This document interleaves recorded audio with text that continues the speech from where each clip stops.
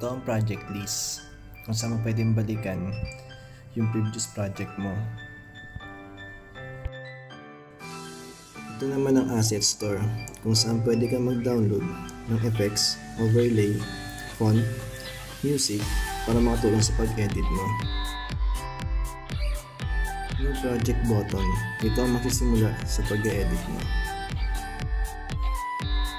Kinemaster official YouTube page. Pag kinilig mo yan, dadaling ka sa YouTube channel ng Kinemaster.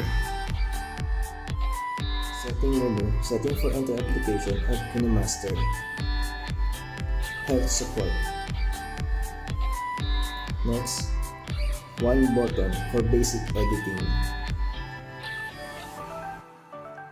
Ngayon naman, dumako tayo sa project editing.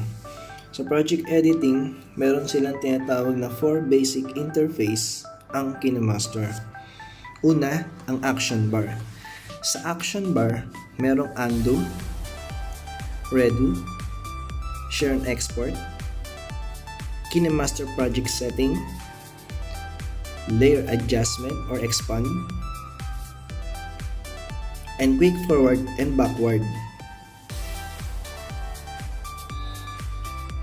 Sunod, punta tayo sa media panel or media wheel na nagbibigay ng tools na kailangan para sa edit project.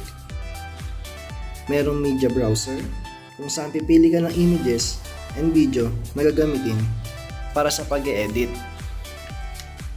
Sunod, layer selector, nagbibigay ng layers sa mga project or editing media.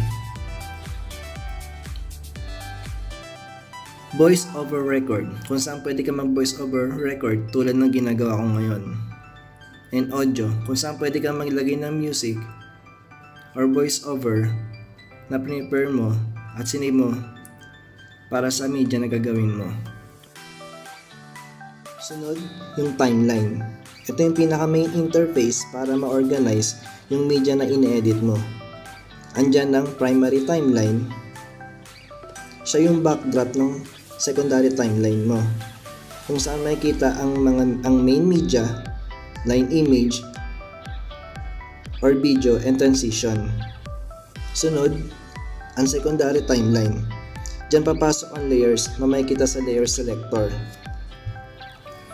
Tulad nito, meron siyang media, effect, overlay, text, and handwriting.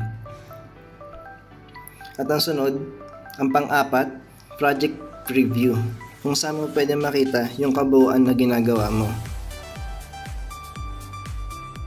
Ngayon, meron na kayong idea kung ano ang basic tools ng Kinemaster. Sana meron po kayong natutunan. Maraming salamat.